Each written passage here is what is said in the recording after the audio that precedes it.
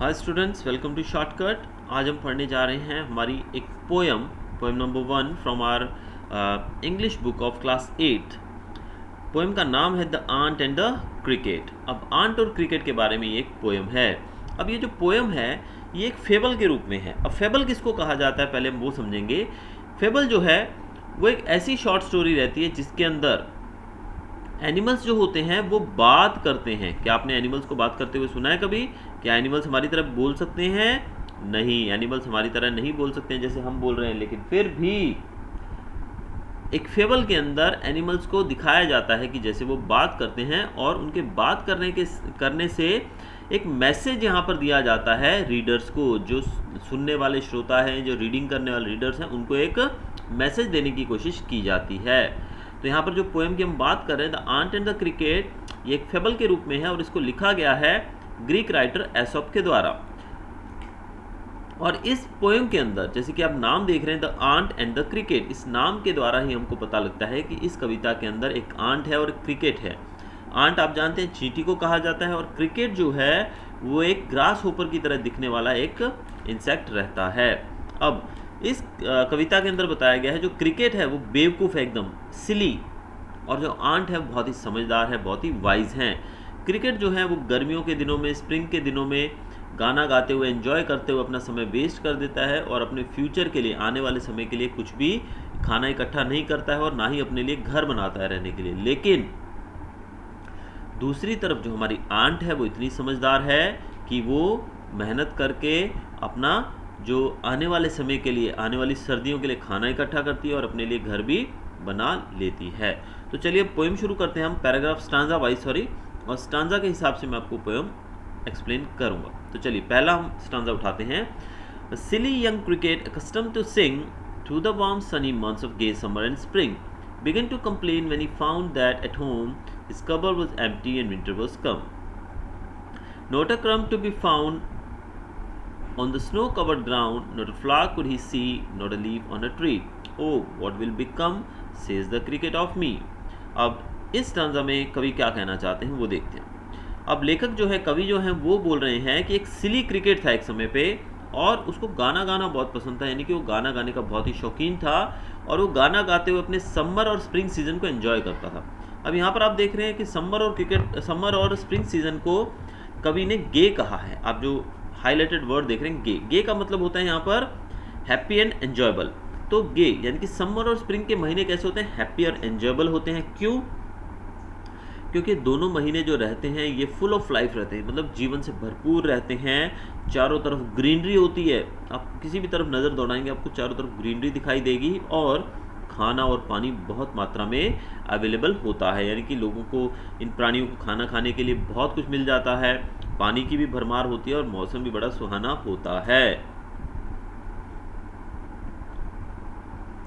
लेकिन जल्द ही ये मंथ जो है, ये जो एंजॉयबल मंथ थी, ये पास हो जाती हैं और आ जाता है विंटर, कड़कड़ाती सर्दी। और सर्दी आती है तो क्या होता है? क्रिकेट कंप्लेन करता है। वो कहता है कि मेरा जो कबर्ड है वो बिल्कुल एम्प्टी है, मेरे घर में जो कबर्ड है वो बिल्कुल खाली है, उसके अंदर कुछ भी नहीं है खाने के लिए। नॉट अ क्रम्ब, क्रम्ब का मतलब होता है एक छोटा टुकड़ा, यानी कि उसको खाने के लिए एक ब्रेड का टुकड़ा तक नहीं है उसके पास, कुछ भी नहीं है। और चारों तरफ स्नो है ग्राउंड के ऊपर। आप जानते हैं कि ठंडे प्रदेश हैं, जो ठंडी जगह हैं, जो देश ठंड से, जहाँ पर ठंड ज़्यादा होती है, वो एरियाज़ के अंदर स्नो कवर्ड ग्राउंड हो जाता है, यानी कि जो ग्राउंड है वो पूरी तरीके से स्नो से कवर्ड हो जाता है, बर्फ़ से ढक जाता है और एक पत्ता भी दिखाई नहीं देता वहाँ पर, ना एक फूल ना ही एक पत्ता देखने को मिलता है। इसी कारण से वो बहुत दुखी है क्रिकेट, और वो एक्सक्लेम करता है, oh what will become of me. वो कहता है मेरा क्या होगा, क्योंकि उसने खाना इकट्ठा किया नहीं था और अब सर्दी आ पहुंची है और अब वो क्या करेगा। नेक्स्ट स्टैंजा में पहुंचते हैं अभी हम। तो पहले स्टैंजा में हमने देखा कि क्रिकेट जो है वो काफ़ी दुखी है क्योंकि उसके पास खाना नहीं है। At last by starvation and famine made bold, all dripping with wet and all trembling with cold, away he set off to a miserly ant to see if to keep him alive he would grant him shelter from rain and a mouthful of grain he wished only to borrow, he would repay it tomorrow. अब cricket क्या कर रहा है आगे देखते हैं। Cricket ने कुछ नहीं खाया है जब से सर्दी शुरू हुई है उसके पास खाना था ही नहीं, तो उसने कुछ नहीं खाया, वो भूख से मर रहा है। और अब वो हिम्मत करता है कि वो बाहर निकले घर से, इस ठंड के, इस कड़कड़ाती ठंड में भी वो बाहर निकलने की कोशिश करता है। और कहाँ जाने की कोशिश करता है?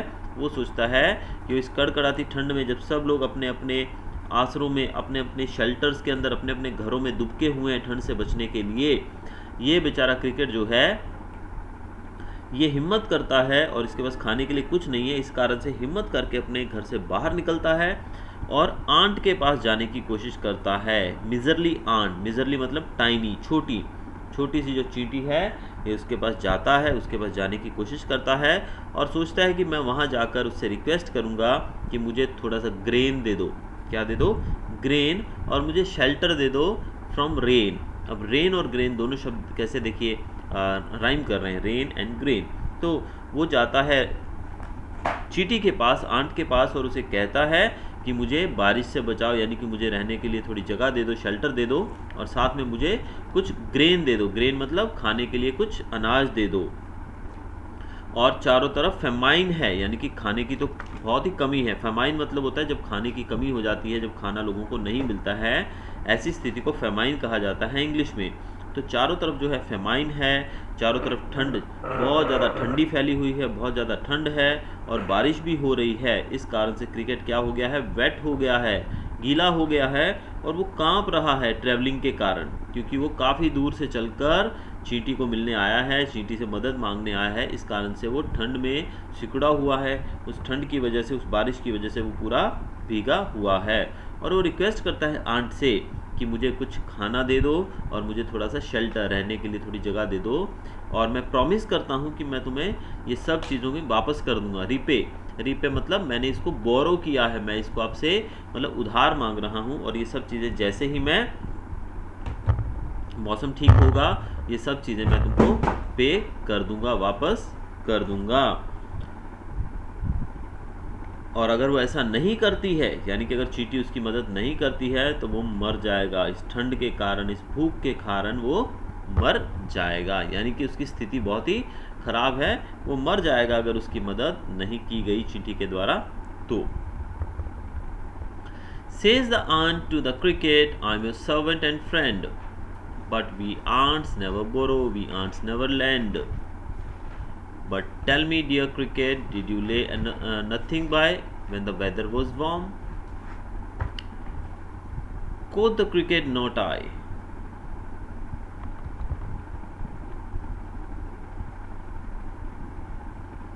My heart was so light that I sang day and night, for all nature looked gay. अब यहाँ तक जो स्टैंजा है थर्ड, इसमें क्या कहा गया है? अब जब चींटी जो है, आंट जो है, जब वो क्रिकेट की रिक्वेस्ट सुनती है, तो क्रिकेट से वो कहती है कि मुझे अपना सर्वेंट समझो और अपना दोस्त भी समझो। मैं तुम्हारी सर्वेंट, सर्वेंट मतलब होता है नौकर, कि मैं तुम्हारी सर्वेंट भी हूँ और मुझे तुम अपना दोस्त भी समझो। लेकिन हम आंट्स जो हैं वो ना ही किसी से कोई चीज़ मांगती हैं और ना ही किसी को कोई चीज़ देती हैं। बोरो का मतलब होता है किसी से उधार लेना, यानी कि शेयर करना चीज़, और लैंड का मतलब होता है किसी को चीज़ देना। तो आंट कहती है ना ही हम किसी को कोई चीज़ देते हैं और ना ही कोई चीज़ लेते हैं। Saying this, the aunt asked the cricket, why did it not gather anything when the weather was warm? ये कहते हुए आंट कहती है उसे कि जब वेदर जो था वो बहुत ही गर्म था, तब तुमने अपने लिए कुछ भी इकट्ठा क्यों नहीं किया? जब स्प्रिंग सीज़न था, जब समर सीज़न था, जब तुम्हारे पास बहुत सारा समय था कि तुम अपने लिए इकट्ठा कर सको खाना वाना। तो ये सुनकर क्रिकेट कहता है कि उस समय मेरा दिल बहुत ही खुश था, मुझे बहुत लाइट फील होता था, इस कारण से मैं बहुत खुश था, तो मैंने अपने फ्यूचर के बारे में बिल्कुल भी केयर नहीं की, यानी कि मैंने उस समय को जीने में ही सारा समय बर्बाद कर दिया। मैंने बिल्कुल भी अपने लिए खाना इकट्ठा करने की कोशिश नहीं की।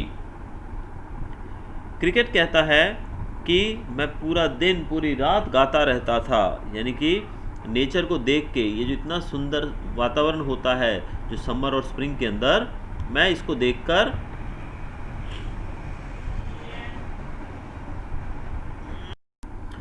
इसकी सुंदरता को देखकर मैं गाना गाता रहता था, एंजॉय करता रहता था, और ऐसा लगता था कि सब कुछ बहुत ही सुंदर है, सब कुछ बहुत ही खुश है। और he thought that the beauty of spring and summer as well as abundance of food and shelter will always remain there. He never cared about the future. और यहाँ पर क्रिकेट आगे बताता है कि उसे लगा कि ये जो सुंदरता है समर और स्प्रिंग की ये हमेशा बनी रहेगी, ये जो खाना है बहुत सारा हमेशा के लिए अवेलेबल रहेगा, इस कारण से उसने आने वाले अपने समय के लिए कुछ भी इकट्ठा नहीं किया। अब लास्ट स्टैंजा में क्या कहा जा रहा है वो देखते हैं। You sang, sir, you say, go then, says the aunt, and dance the winter way, thus ending. He hastily lifted the wicket, and out of the door turned the poor little cricket.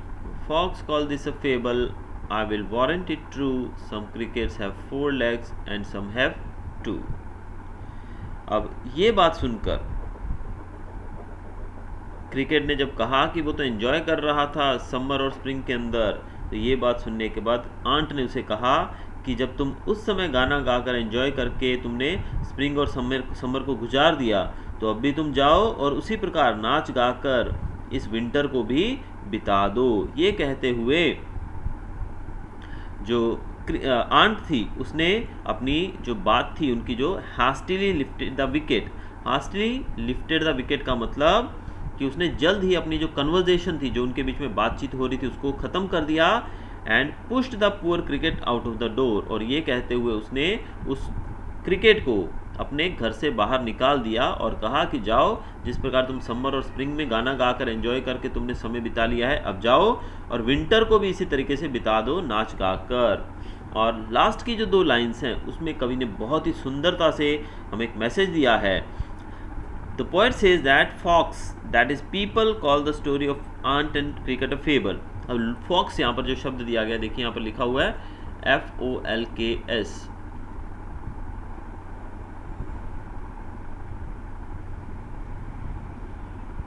तो लेखक कवि यहाँ पर कह रहे हैं कि fox मतलब लोग, पीपल, लोग कहते हैं कि एक फेबल है। क्या है ये? एक फेबल है, लेकिन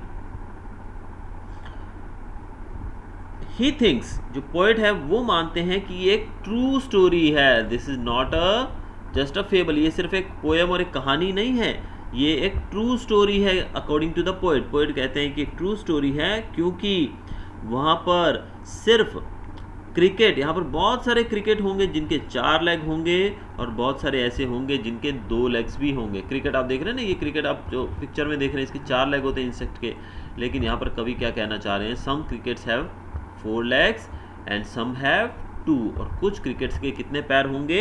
2 भी होते होंगे।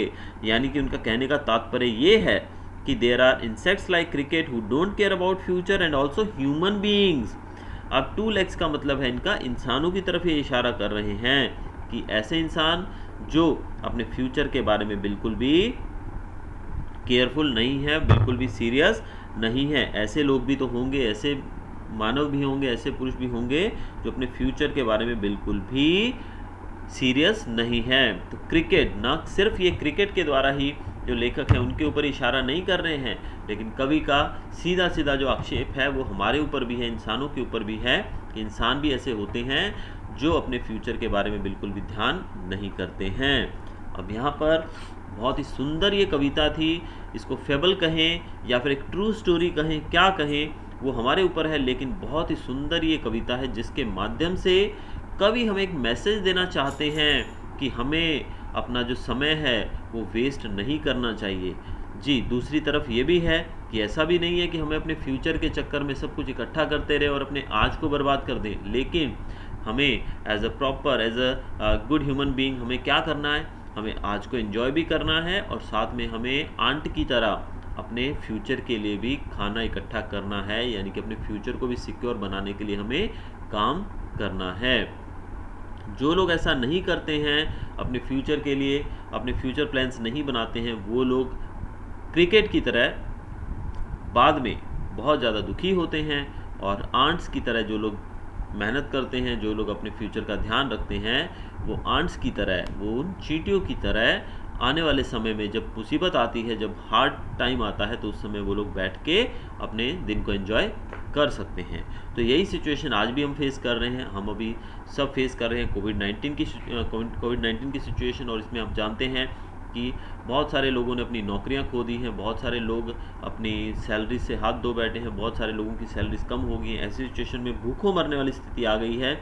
जिन लोगों ने अपने लिए आंट की तरह कुछ इकट्ठा करके रखा था, वो लोग आज अच्छे से जी पा रहे हैं, लेकिन जो लोग क्रिकेट की तरह अपने समय को एंजॉय किया जिन लोगों ने पहले, वो आज काफ़ी मुश्किल का सामना कर रहे हैं। तो ये थी हमारी कविता the ant and the cricket.